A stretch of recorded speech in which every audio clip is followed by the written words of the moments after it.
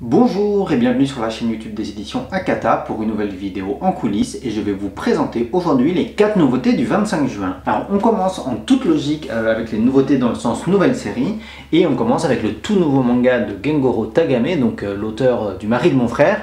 C'est une série qui est maintenant à mon avis connue et identifiée parce qu'on l'a lancée au format numérique il y a à peu près un an justement et on vous a proposé la série en avant-première numérique toutes les 3 semaines au prix de 99 centimes par chapitre. Encore une fois, le but de ces vidéos, c'est pas forcément de vous parler des ouvrages en eux-mêmes, c'est plutôt vous parler des secrets de fabrication ou des petits détails. Ce qu'on a essayé de faire pour ce manga-là, en fait, c'était d'avoir une charte graphique qui serait cohérente avec le mari de mon frère, pour les gens qui veulent collectionner, et puis aussi pour que ça se reconnaisse tout de suite en librairie. Et donc par rapport à la version japonaise, on a arrondi les coins de l'image. En fait, dans la version japonaise, ils avaient mis des angles droits sur les bords de l'image et nous on a fait tout simplement comme le mari de mon frère et on a plutôt mis des bords ronds. On a aussi utilisé une police qui est très proche de celle du mari de mon frère et pour donner une petite touche différente, ce qu'on a fait, c'est que cette police est passée en blanc alors que dans le mari de mon frère c'était en noir et derrière on a mis un petit ombré de couleur et en fait si vous êtes attentif, les ombres de couleur du logo, elles reprennent les couleurs du rainbow flag, donc c'est pas du tout innocent et c'est fait tout à fait exprès. Et voilà, comme ça nous permettait en fait d'avoir une charte graphique qui était proche de celle du mari de mon frère, mais en étant quand même un peu différente pour que les séries aient quand même une identité propre. Petit détail d'ailleurs, c'est que quand on a signé les droits de cette série-là et qu'on a créé le logo de cette couverture et de la série, on ne savait pas encore combien de tomes ferait ce manga. En fait, je vous cache pas que j'espérais qu'il y en aurait 6 minimum, parce que j'avais envie de me faire un petit plaisir et ce petit plaisir c'était voilà, vous voyez là la tomaison, en fait elle est entourée d'un cercle rouge et j'espérais en fait, c'est la même chose là sur le dos du livre, hop là, j'espérais qu'il y ait 6 tomes et j'aurais voulu que chaque tome change de couleur pour reprendre en fait tout simplement les couleurs du rainbow flag de la même manière qu'on l'a fait avec l'ombré du logo, mais ça va pas être possible parce que la série vient de s'achever au Japon et fera 3 tomes au total, donc avec seulement 3 tomes on peut pas reproduire le rainbow flag. Donc le projet d'origine que j'espérais pouvoir faire ne va pas être possible. Quand même vous remarquerez aussi au dos sur nos 3 mots-clés, voilà, les petits checks là, ils s'enchaînent de 3 couleurs bien distinctes et puis l'objectif c'est que sur le tome 2 ça sera les 3 couleurs suivantes du rainbow flag aussi. Du coup je sais pas encore comment on va faire. Là on est justement en train de maqueter la couverture du tome 2, donc on a 2 solutions, soit on laisse toujours la tomaison, donc ici juste le cercle, le contour du cercle, et ici soit on la laisse en rouge sur les 3 tomes de la série, ou alors autre possibilité, on saute des couleurs, une couleur sur 2 pour aller jusqu'au violet. Je sais pas encore, j'ai pas décidé, je veux bien avoir votre avis là-dessus par curiosité. Voilà, bon c'est des micro-détails que peut-être on est les seuls encore une fois à voir, mais c'est le genre de choses qu'on fait. Et puis évidemment, pour la publicité de l'ouvrage qui se voit en librairie, on a mis dessus un bandeau voilà, qui évoque très clairement l'œuvre précédente de Gengoro Tagame. Alors c'est vrai que au début je m'étais peut-être plutôt dit que j'allais partir simplement sur un sticker qui marquerait après le mari de mon frère le nouveau manga de Gengoro Tagame, et puis on a eu des retours de personnes qui trouvaient que la couverture avait des couleurs qui étaient moins modernes que la série précédente. Moi personnellement ça me gêne pas du tout, je trouve ça très artistique. Et du coup on a fait un peu les bourrins, on a mis le bandeau, on a mis la couverture dessus et comme ça c'est très explicite à notre avis et du premier coup d'œil ça se reconnaît. Au dos on recommande d'autres mangas qu'on publie donc autour d'elle, et Asana n'est pas hétéro, ce qui va m'amener directement au second point de cette vidéo. Et du coup j'enchaîne avec Asana n'est pas hétéro. Alors je vous ai déjà fait une vidéo pour vous montrer la maquette en blanc de cet ouvrage là et le voilà donc arrivé imprimé. Je vous avoue que je suis assez content d'une chose, c'est le prix de vente. Alors vous allez peut-être le trouver un petit peu cher parce qu'il est à 12,99 €, mais en fait il est au même prix qu'au Japon, surtout qu'en ce moment le yen est très cher et on a réussi à proposer l'ouvrage au prix le moins cher possible. C'est vrai que normalement la différence de prix d'un manga entre la version japonaise et la version française est beaucoup plus élevée, elle est plutôt de l'ordre de 2 €. Là on est à peine à 50 centimes de différence, donc je suis plutôt content de cet aspect là. Ensuite, voilà, pour parler de l'ouvrage, je vais vous montrer d'abord un petit peu quelques petites pages couleurs de l'intérieur. Et je pense que voilà, quelques mots dessus rapidement. L'auteur, il faut savoir qu'il a été très content de la publication de cet ouvrage en français et il nous a demandé du coup, avant de l'imprimer, qu'on lui envoie l'intégralité des pages en PDF pour qu'il puisse vérifier voilà, comment on avait maquetté, comment on avait traduit l'intérieur de son manga. Il semble que l'auteur a un ami français qui est d'ailleurs évoqué à l'intérieur du manga et du coup il nous a demandé des modifications très spécifiques. Pas parce que c'était mal traduit, mais parce qu'il avait peur de la manière dont l'humour sur une certaine case aurait pu être comprise. Et du coup, il y a une case très spécifiquement où ils nous ont demandé de faire un arrangement. C'est sur cette case-là, la page 63. Je vous laisserai la découvrir quand vous lirez l'ouvrage, mais voilà, sur la case spécifiquement où Asana, donc le héros et l'auteur, ouvrent une page web au travail, on a fait un arrangement de traduction qui, du coup, le texte un peu différent de la version originale, mais c'est l'auteur qui nous a demandé ça pour que l'humour soit plus intelligible et ne pas risquer de vexer des lecteurs. Par ailleurs, on a profité de cette occasion-là aussi pour demander à l'auteur si on pouvait arranger certaines bulles. D'ailleurs, j'en profite pour remercier Cordelia de ses conseils sur ces bulles spécifiquement. C'est sur des bulles, notamment au moment où l'auteur évoque l'émission RuPaul Drag Race, parce que l'auteur explique voilà, qui sont les drag queens, et l'auteur met la scène drag est depuis longtemps ancrée dans la culture homo, et on appelle, et en fait là je vais vous lire comment on l'a mis en français, et on appelle la plupart du temps drag queens des hommes qui incarnent le rôle d'une femme. On a mis la plupart du temps parce que voilà, ce ne sont pas que des hommes qui incarnent des femmes qui sont des drag queens. On voulait absolument préciser que des femmes aussi peuvent être des drag queens et notamment des femmes trans. Et du coup, on a rajouté la plupart du temps qui n'était pas dans le texte d'origine et on a aussi mis une note de l'éditeur expliquant que les femmes et notamment les femmes trans sont particulièrement importantes dans le développement de la culture drag. Voilà, donc c'est quelque chose qu'on a aussi fait avec l'accord et la bénédiction de l'auteur. Et du coup, voilà, si vous êtes fan de RuPaul Drag Race, sachez qu'il y a dans cette série-là 4 pages qui évoquent l'émission et aussi une page qui évoque des drag queens japonaises. Je profite de ça pour faire un gros aparté. Alors je m'excuse un petit peu, c'est un aparté, je ne sais pas si c'est judicieux de le faire ou pas, mais c'est quelque chose que je voulais faire malgré tout. Parce que voilà, RuPaul Drag Race, la saison 12 est désormais terminée. Ça fait partie des choses qui moi m'ont accompagné pendant le confinement, de la même manière que Animal Crossing a accompagné pas mal de monde à mon avis. Donc il est possible de regarder légalement RuPaul Drag Race en direct des États-Unis en ayant un abonnement sur la chaîne World of Wonder. Et du coup, voilà, j'ai regardé la saison 12 et c'est vrai que la conclusion m'a vraiment beaucoup satisfait. Pour ne pas vous faire spoiler sur RuPaul Drag Race, saison 12 et All Star 5, et aussi si ça ne vous intéresse pas, vous sautez directement là. Et sinon, voilà, c'est vrai que les dernières semaines, la situation mondiale est très compliquée. Bien sûr, il y a eu le confinement, il y a eu tout ça, mais au-delà de ça, il y a eu toutes ces histoires voilà, de violences policières et de racisme contre les personnes noires.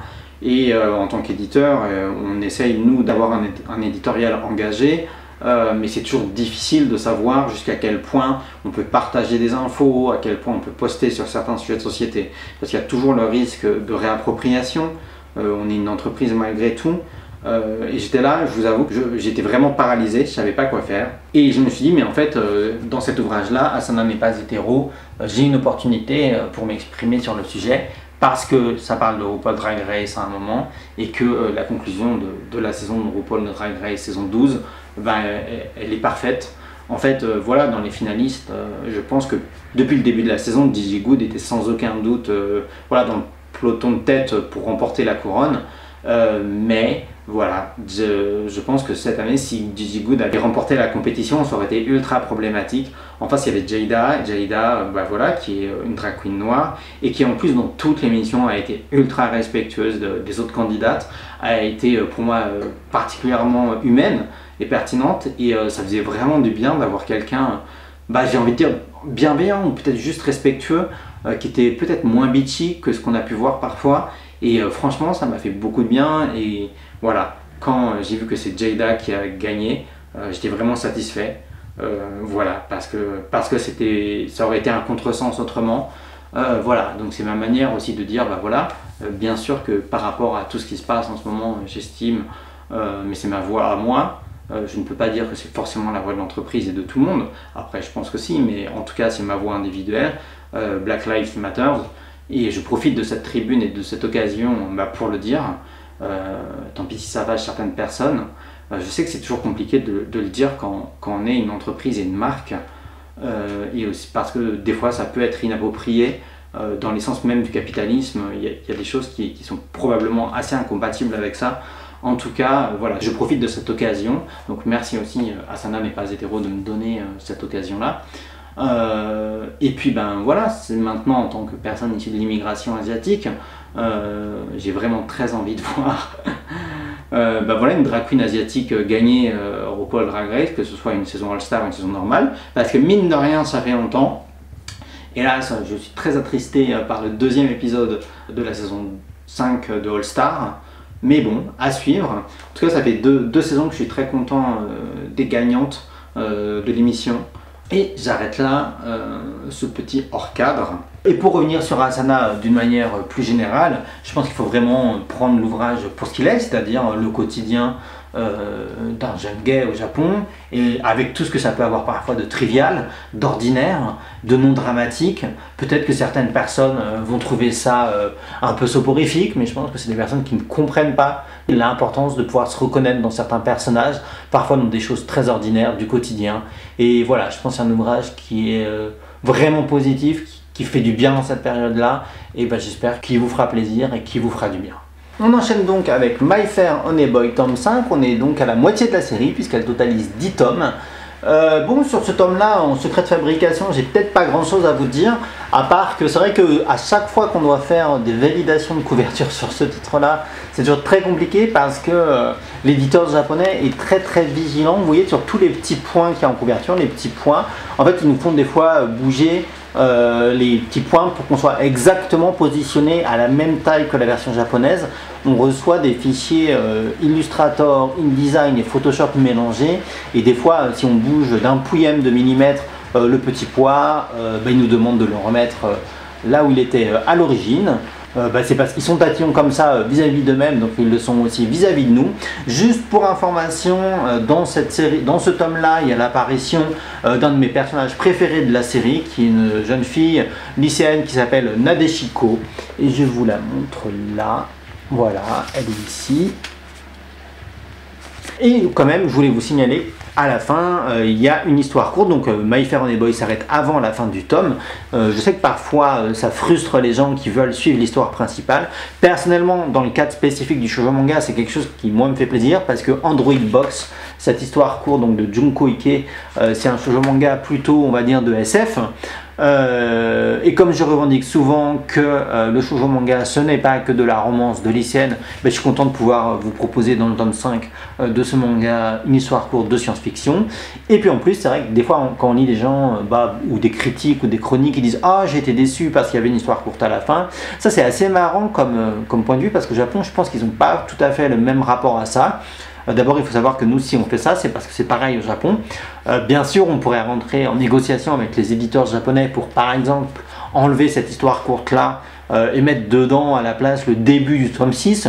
Mais vous imaginez ce que ça voudrait dire? Ça voudrait dire que quand on est sur le tome 6, il faudrait qu'on remplace ce qu'on a enlevé du début du tome 6 pour le mettre, voilà, prendre le début du tome 7 et le mettre à la fin du tome 6. Enfin, on s'en sortirait pas. Ou alors, on vous proposerait un ouvrage plus fin. Peut-être qu'on le vendrait moins cher, mais bon, ça serait biaisé par rapport à la version japonaise. Donc pour moi ça aurait aucun sens de le faire, je pense que jamais personne n'a fait ça de toute façon. Et puis quand j'apprécie une série, j'apprécie le travail de la personne qui est derrière. Et les artistes, avant de faire des longues séries, ils font d'autres choses, ils font des histoires courtes, parfois ils les font en parallèle aussi, ça leur fait du bien et ça montre une palette différente. Et donc moi en tant que lecteur ça m'a toujours beaucoup plu. Pour information aussi, du coup ça veut dire que le graphiste doit faire un petit logo spécifique, voilà, qui n'est pas le logo principal de la série, donc c'est un petit peu plus de boulot que d'habitude. Je vais m'arrêter là pour le tome 5 de Honey Boy et je vais passer du coup au second tome de Running Girl, ma course vers les Paralympiques. Pareil, je vais pas m'attarder longtemps dessus parce que j'ai envie de vous faire une vidéo spécifique sur les couvertures en fait de cette série là et comment on a voilà, un peu changé notre fusil d'épaule entre les versions numériques et la version papier des couvertures de Running Girl.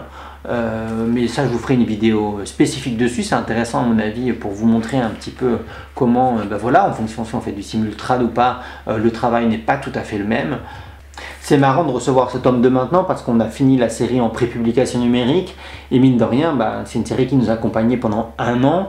Le tome 1, il n'a pas pu sortir à cause du confinement. Vous avez pu commencer à le découvrir à partir du mois de mai et on arrive déjà fin juin et le tome 2 sort et on est déjà à la moitié de la série.